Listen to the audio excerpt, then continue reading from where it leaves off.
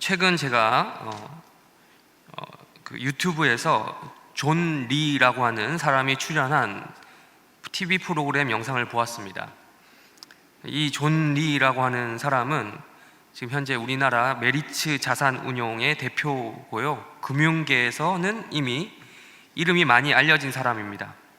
이 사람이 이 TV 프로그램에 출연해서 한 말이 저에게 깊은 인상을 주었습니다. 당신이 부자가 될 수 없는 3가지 이유를 꼽았습니다. 첫 번째, 사교육비.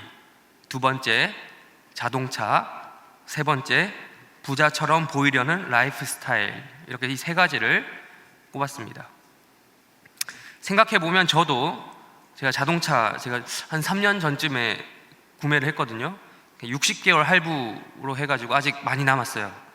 아직까지도 제가 매월 할부금에 보험료에 유류비 등 유지비에 꽤나 많이 돈이 지출되고 있는 상황입니다. 편의를 위해 비용을 지출한 것은 맞지만 이 사람이 이야기했던 이 3가지 이유에 왠지 고개가 끄덕여졌습니다. 물론 제가 3번으로 말씀드린 부자처럼 보이려는 라이프 스타일은 저와 직접적인 상관이 없기 때문에 넘어간다 하더라도 아무래도 제가 주목할 수밖에 없었던 것이 1번 사교육비 부분이었습니다. 아직 저는 자녀가 없어서 현실에 와닿지는 않지만 저 스스로의 과거를 돌아보기만 해도 부모님께서 없는 형편에 저를 이제 학원에 보내준다고 이렇게 하다못해 형편이 안 되었을 때는 인터넷 강의를 듣게 해준다던가 독서실에 다니게 해준다던가 하면서 적지 않은 비용을 저에게 투자하셨기 때문이에요. 제가 그래서 한번 찾아봤습니다. 작년 한 해 통계를 찾아보니까 우리나라 1인당 사교육비가 평균 32만 원이 지출되고 있다는 것을 확인할 수 있었어요. 자녀가 2명 있다 친다면 못해도 월 60만 원은 고정적으로 사교육비로만 지출되고 있는 거죠. 그런데 이거는 제가 보니까 평균이라고 보기에는 최소치처럼 느껴져서 확인을 해봤더니 사교육을 받지 않는 학생 수, 그러니까 대략 전체 학생 수의 27%까지 합쳐서 평균치를 냈기 때문에 그렇다고 하더라고요. 그러니까 이제 매월 사교육비로 100만 원 정도 쓴다라고 해도 전혀 이상할 것이 없는 시대를 우리는 살고 있는 거죠. 이런 현실에 대해서, 이런 대한민국의 현실에 대해서 아까 말씀드렸던 이 존 리라고 하는 이 분은 이렇게 얘기하더라고요. 좋은 학교 가는 것보다 부자 되는 게 더 쉽다라는 식으로 자기의 논지를 펼쳤습니다. 공부 잘하는 애들은 너무 많은데 반면에 우리 아이가 무조건 공부에 재능이 있다라는 보장이 없다는 거예요.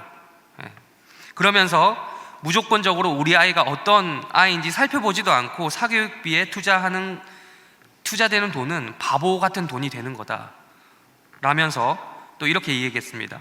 사교육비에 쓸 돈으로 차라리 주식이나 금융에 투자를 하는 편이 훨씬 낫다.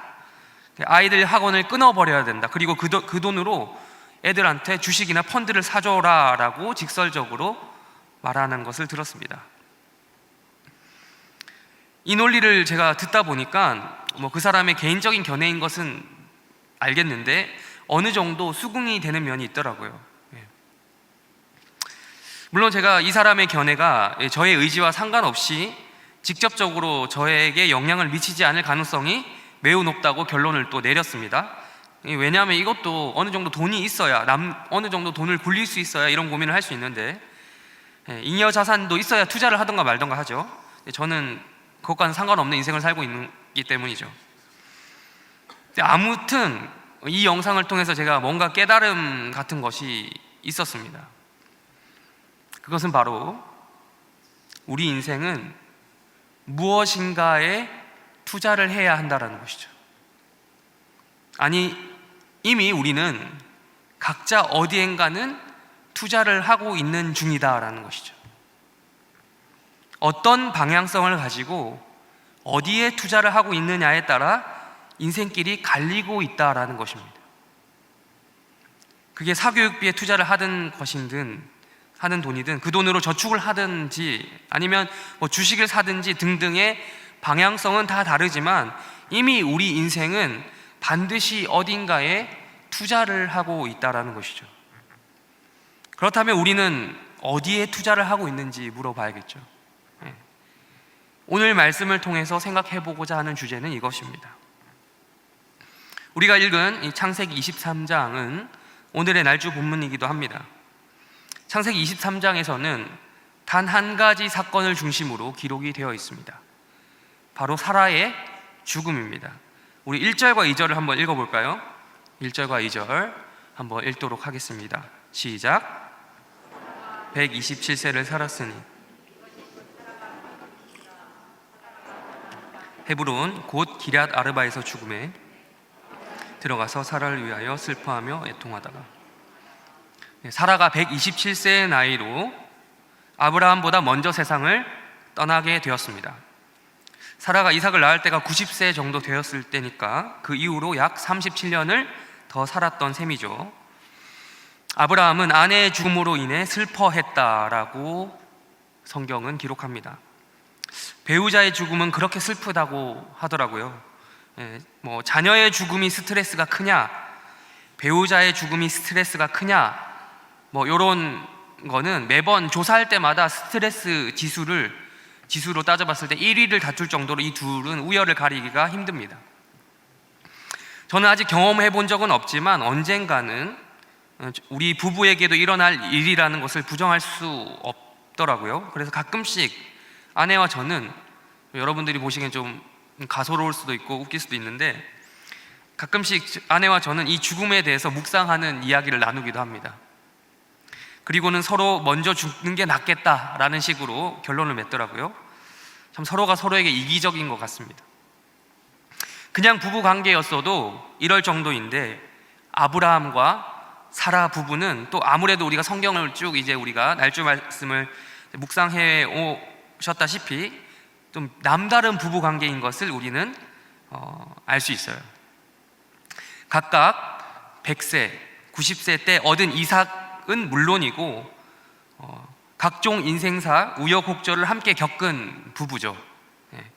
특히 남편답지 못했던 아브라함의 모습 기억하시죠? 지질이 궁상과 같은 모습으로 아내를 한 번도 아니고, 한 번 그랬어도 평생 동안 욕을 먹을 텐데 2번이나 버릴 뻔한 과거를 돌이켜 생각을 해보면 눈물을 흘리고 흘려도, 애곡을 하고 애통을 해도 부족함이 없어 보이는 행동과도 같은 것 같습니다. 이어서 3절을 우리 한번 보겠습니다. 3절을 읽겠습니다. 시작.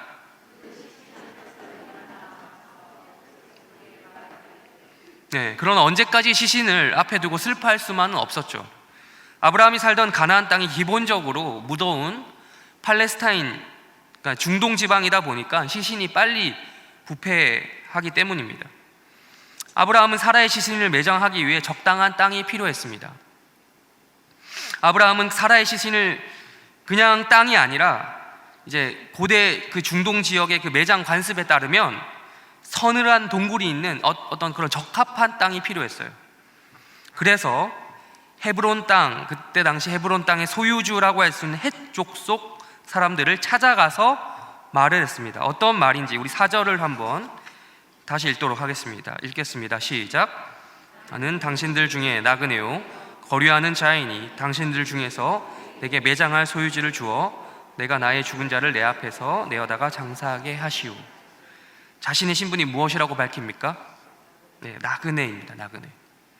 아브라함은 가나안 땅에 공식적으로 자신이 가진 땅이 아직까지는 없는 떠돌이, 그러니까 유목민 신분의 나그네였다는 것이죠. 나그네로서 헷 족속의 영내에 거주하고 있었던 사람이었습니다. 때에 따라서, 상황에 따라서 얼마든지 텐트를 철수해서 이동해야만 하는 그런 생활을 하던 사람이에요. 우리는 이미 앞선 창세기 본문을 통해서 기근을 피해서 혹은 여러 가지 또 사정으로 인해서 여러 지역을 이주하면서 살았던 아브라함의 기구한 인생사를 확인할 수 있었습니다. 사실 유목민에게는 땅이 필요가 없죠. 그러나 아무리 유목민이 정해진 땅이 필요 없다 하더라도 죽은 시신이나 뼈를 들고 다닐 수는 없는 노릇입니다. 그래서 그들에게도 매장할 땅은 필요했던 것이죠. 아내 사라의 죽음을 계기로 아브라함에게는 매장할 땅이 필요해졌습니다. 그런 연유로 아브라함은 헷 족속에게 지금 찾아가서 땅을 내어달라라고 요구했던 것이죠. 그런데 이에 대한 헷 족속의 반응은 상당히 호의적이었습니다. 아니 호의 이상의 반응을 보이고 있죠. 우리 6절 우리 한번 읽겠습니다. 6절 읽겠습니다. 시작.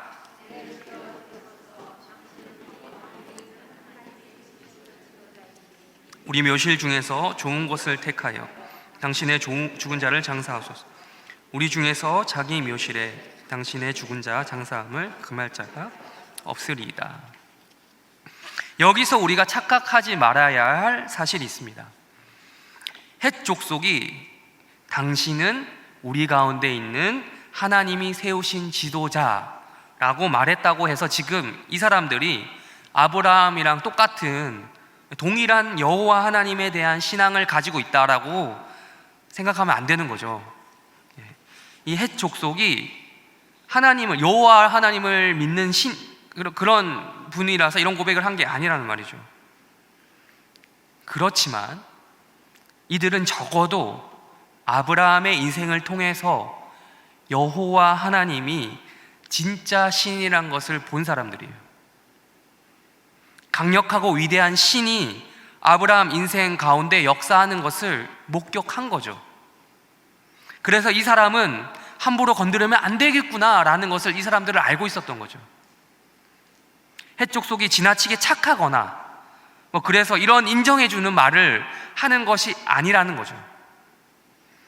치열한 약육강식의 그 세상 속에서 어떻게 보면 떠돌이에 불과한, 그래서 조금이라도 빈틈이 보이면 무시받기 좋고 털어먹기 딱 좋은 상황의 아브라함을 지금 이 호전적인 성격, 역사적으로 봤을 때 이 헷 족속 엄청나게 호전적인데 이러한 성격을 가지고 있는 헷 족속의 사람들도 이 아브라함을 인정하지 않을 수 없었던 거죠.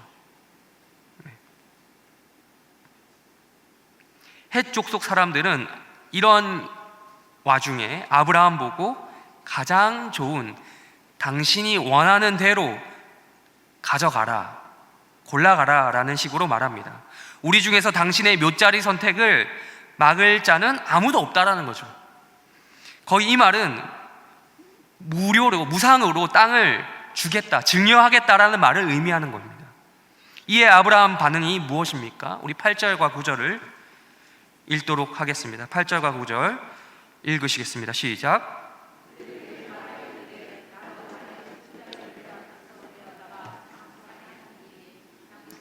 드시질인데 내 말을 듣고 나를 위하여 소알의 아들 에브론에게 구하여 그가 그의 밭머리에 있는 그의 막벨라 굴을 내게 주도록 하되 충분한 대가를 받고 그 굴을 내게 주어 당신들 중에서 매장할 소유지가 되게 하기를 원하노라 하며,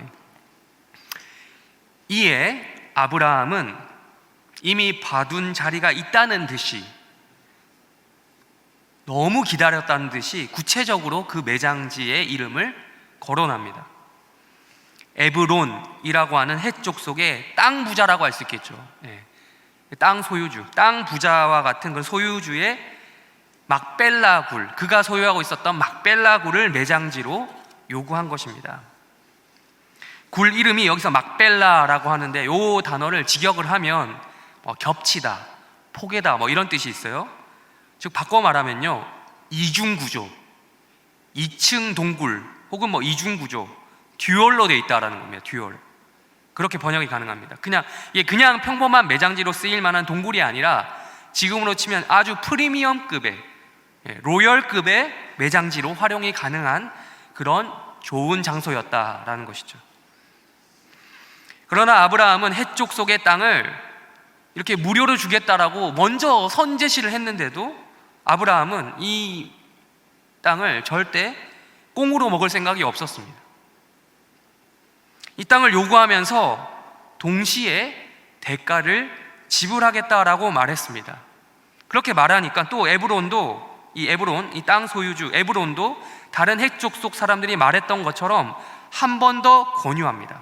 그게 10절과 11절의 내용인데요, 눈으로만 한번 확인하겠습니다. 눈으로만 10절과 11절의 내용입니다. 무상으로 에브론이 땅을 증여해 주겠다라고 이렇게 말했습니다.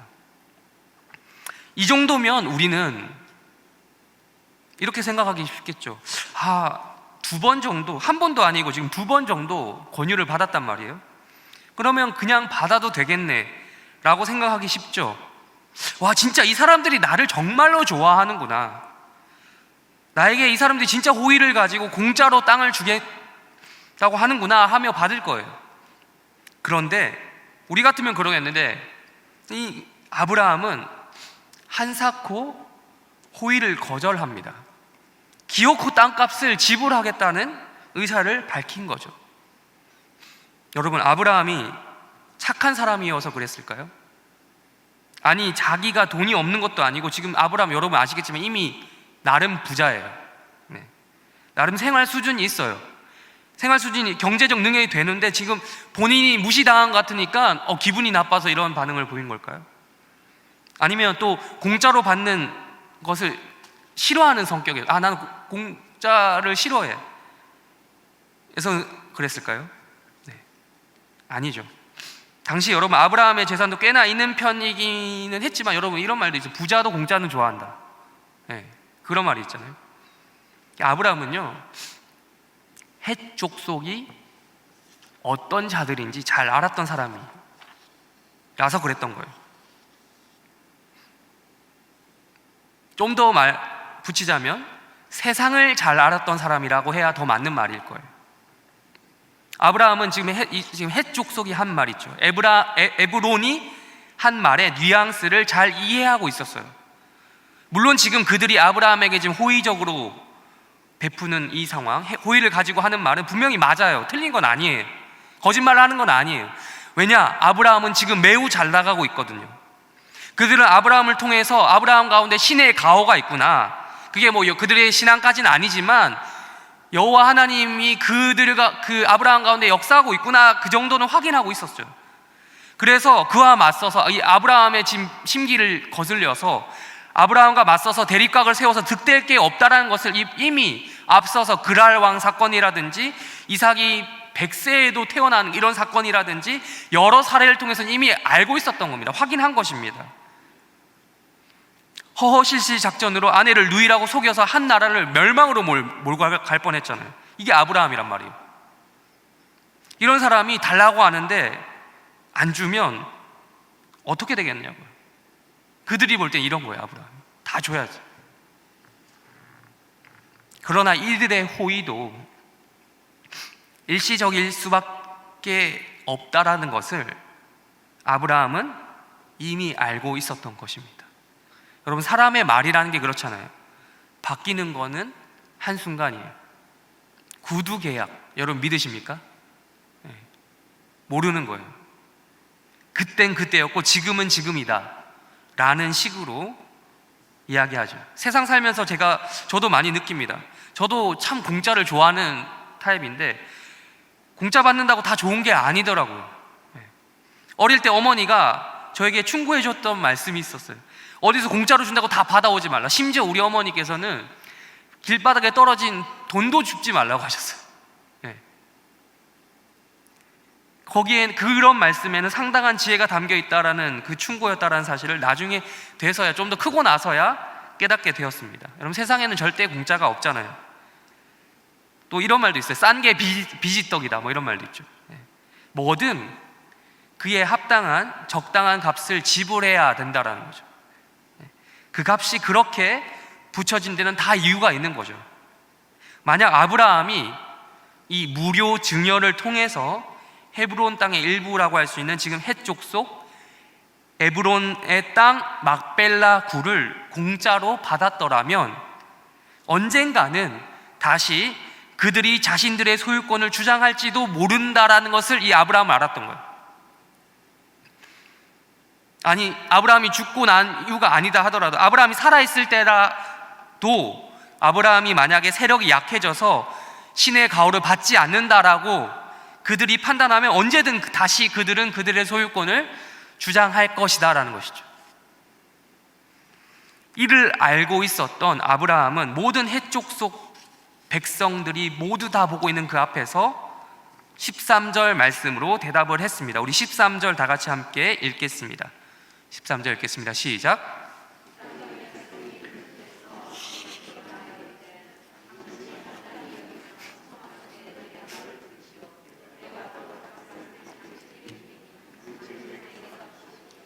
내가 나의 죽은 자를 거기에 장사하겠노라.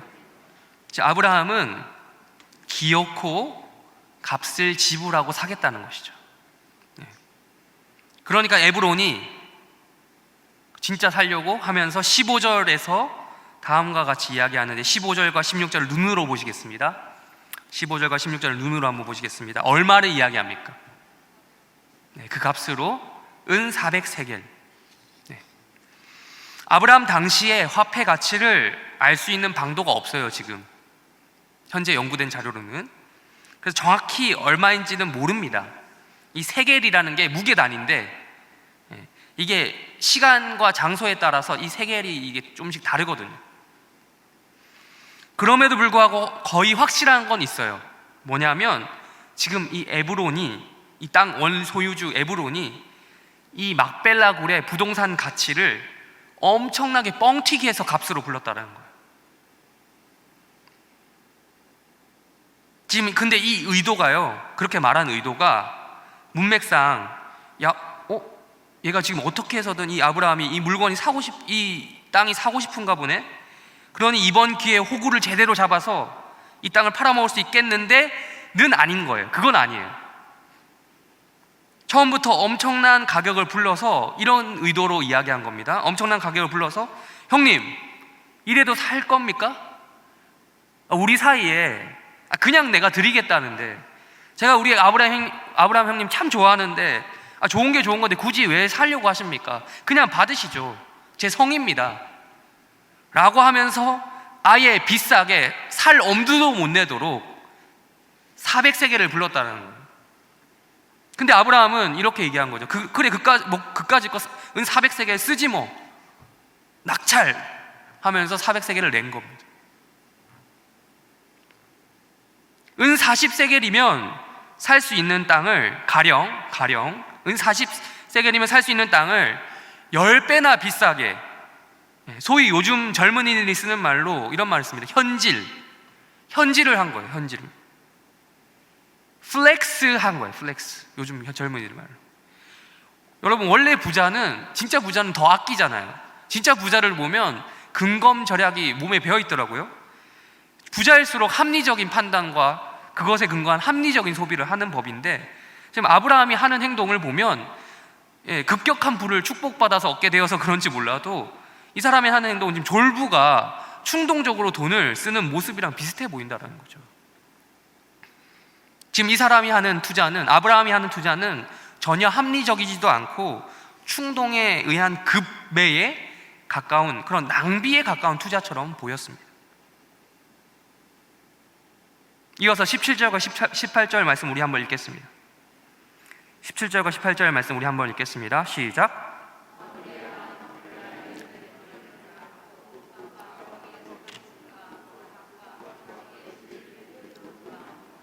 성문에 들어온 모든 핵족속이 보는 데서 아브라함의 소유로 확정된지라. 이제는 빼도 박도 못하게 거래가 성사된 거죠. 모든 헷족속 백성들이 이 장면을 지켜봤습니다. 이 거래 내역은 창세기라는 공식 문서, 즉 이스라엘 역사에 기록이 되었어요. 아브라함 자손의 자손까지 영구적으로 남게 되었습니다. 이 창세기 23장에서 아브라함이 헤브론 막벨라 굴을 사라의 매장지로 구매하게 되었던 이 사건은 나중에 이스라엘이 출애굽해서 다시 가나안 땅으로 들어갈 때에 그 소유권을 주장할 수 있게 되는 공식 문서로서, 땅 문서로서의 역할을 담당하는 거죠. 이후 창세기 49장에서도 막벨라 굴에 대한 이야기가 나옵니다. 물론 그래요. 온 세계가 하나님의 것이라는 이유 하나만으로도 하나님이 하라고 했으니까, 하나님의 명령에 따라서 가나안 땅 정복하라고 했으니까 해도 정당성은 있어요. 예. 그걸로 인해서 이스라엘 민족이 이거 우리 땅이다, 하나님이 우리에게 주신 땅이다 라고 해도 충분히 주장할 수 있는 내용입니다. 또한 이미 가나안 땅 전을 무대로 우리 조상이 아브라함이 여기 왔다 갔다 여기 이주했다, 그거 우리 알고 있다, 그런 기록만 남아있다 하더라도 가나안 땅 내에서의 이스라엘 지분을 주장할 수 있습니다. 그러나 그 무엇보다도 이 창세기 23장에 공식적인 거래 내역만큼 확실한 것은 없다라는 것입니다. 아예 글로 기록된 땅 문서가 그 자체가 남아있는 거죠.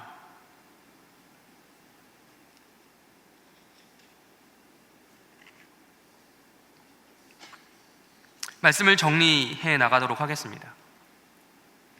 이 설교를 시작하면서 우리는 우리의 인생을 어디에 투자하고 있는가라고 제가 물어보았습니다. 2021년 대한민국 이 한복판을 살아가는 그리스도인이라고 하는 우리의 투자 방향성은 어디로 향하고 있습니까? 우리도 그들처럼 똑같이 죽음의 권세 그 자체에 매여 있는 것은 아닙니까? 여러분, 제가 지금 코로나 조심하지 말자는 게 아닙니다. 방역 수칙을 어기지 말자는 게 아닙니다.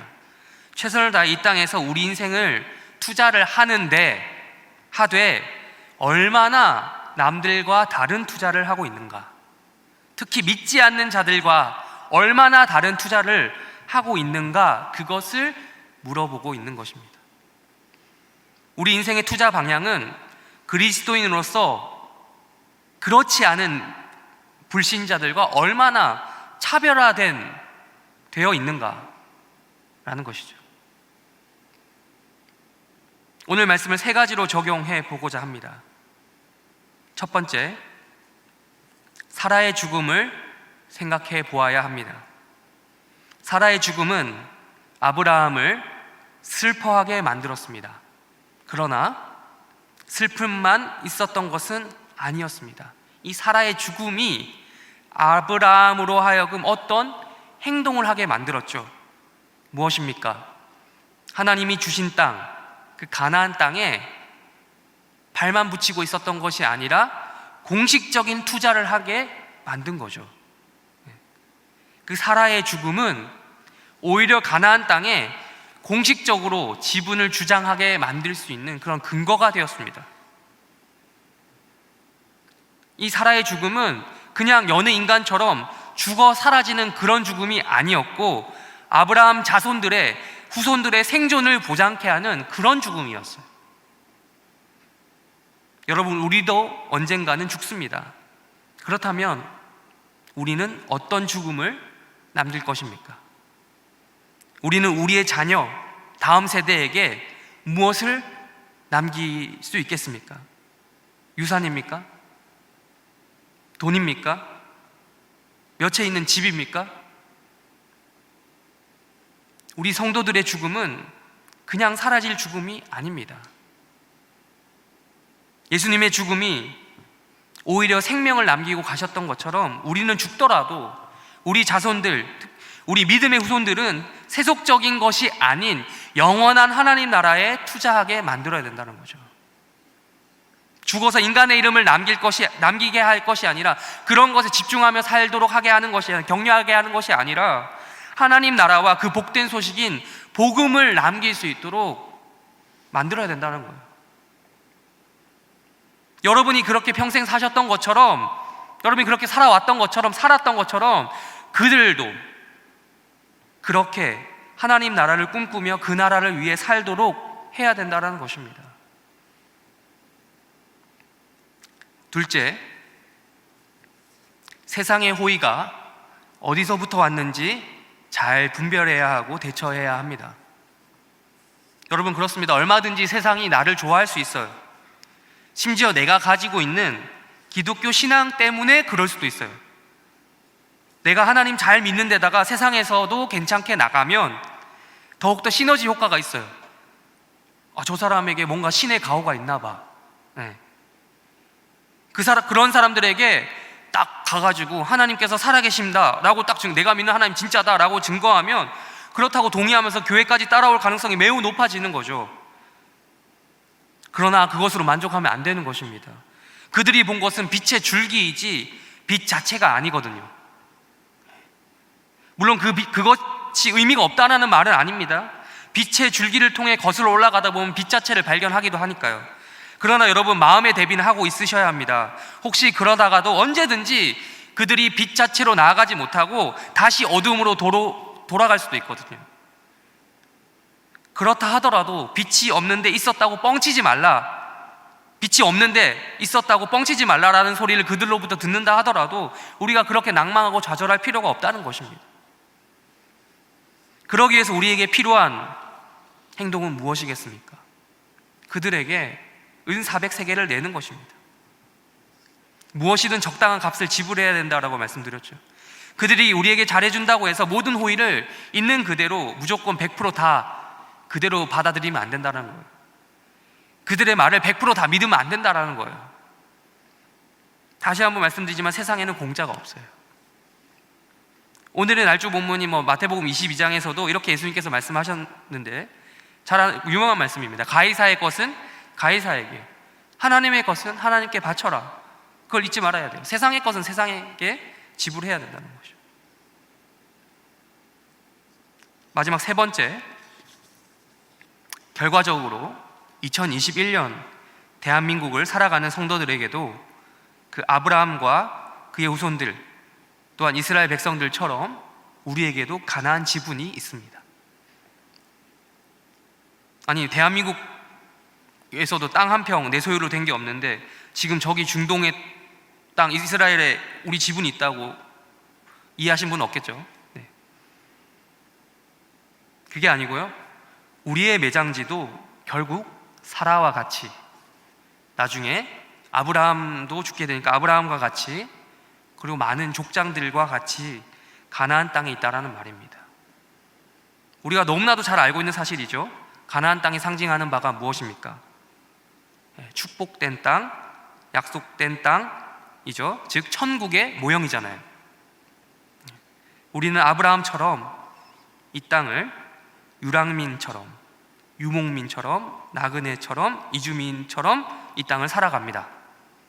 그렇게 이 땅에서 살다가 결국 가게 될 곳은 족장들과 같은 그 매장지예요. 가나안에 고정되어 있는 매장지예요. 거기는 더 이상 옮겨 다닐 필요가 없어요. 이동할 이유가 없어요. 이주할 그게 없어요. 그곳은 고정적이고 흔들리지 않는 나라 천국이기 때문입니다. 바로 우리 인생이 꿈꾸고 바라야 할 궁극적인 목표는 바로 이 천국 입성입니다. 이 가나안의 천국에 지금 살면서 우리의 지분을, 우리가 이 지분을 얻기 위해 투자하는 것이죠. 그 대가가 결코 작지 않다고 성경은 이야기합니다. 은 400세겔, 비싸요. 네. 그럼에도 투자하는 것이 손해는 아닙니다. 그래도 투자할 만하니까, 더 가치가 있다고 판단하니까 투자하는 거잖아요. 그리고 투자하기로 결정했으면 제대로 해야죠. 애매한 투자 대상이 아닌 거죠. 불확실한 그런 게 아니라 너무나도 확실한 대상인 거예요. 이미 예수 믿으면서 벌써 예수 믿은 지 십수년도 더 됐으면서 나 천국 갈까? 말까? 천국이란 게 있을까 없을까? 여러분, 이런 고민을 하면서 살 시간이 없다라는 겁니다. 지금은 여기에 투자할 때지 고민할 때가 아니라는 거예요. 영원한 하나님 나라 천국을 향해 우리 인생의 방향을 결정하고 투자하는 자들이 되어야 하는 거죠. 짐 엘리엇 선교사라는 유명한 분이 계십니다. 이분이 이런 유명한 말씀을 남겼어요. 영원한 것을 얻기 위해 영원하지 않은 것을 버리는 자는 바보가 아니다. 어디다 투자할지 정확히 보라는 거죠. 우리 모두 이렇게 이 부동산, 천국이라는 부동산에 우리의 모든 것을 투자하고 또한 그 지분을 소유하는 그런 해림교회 성도들이 되시기를 바랍니다.